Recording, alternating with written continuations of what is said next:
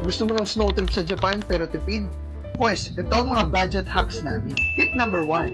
Go as early as you can and visit during off-season. Mas mura ang flights, usually around late January to early February. Pinaka-importante, mag-abang ka ng seat safe.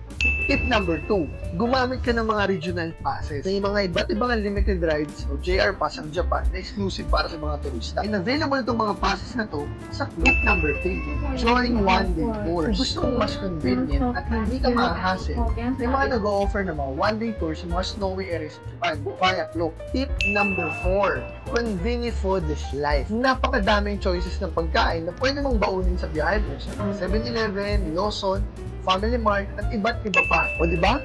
Kaya mo nang mag-snow trip sa Japan nang hindi gumagastos ng malaki. Kailangan mo na maging madiskarte. At kung magbubuka sa Klook, gamitin mo yung Klook code namin, The Ballsters, para mas maka-discount ka pa. O save this para sa next winter travel mo ha.